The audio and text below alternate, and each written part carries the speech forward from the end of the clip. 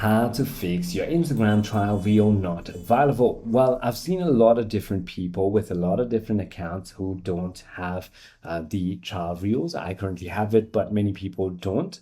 So whenever you're uploading to your Instagram, you can simply click on the plus icon, go ahead and post your reel, and in your reel, simply go to your settings and then find trial reel. If you don't find it, there are a couple of ways you can fix it. The first thing you want to do is check if your application is absolutely up to date. If your application is not the latest version, you can go to your App Store or Play Store, depending on the device you're using, and simply go ahead and update it, which should go ahead and bring back the trial reel feature. If it's still not available, what you can try to do is you can try to simply go ahead and restart your mobile device, and it should go ahead and fix your problem. Always ensure that you have a stable internet connection and try toggling between your Wi-Fi and your cellular data. You can also call your ISP or internet service provider to fix your problem.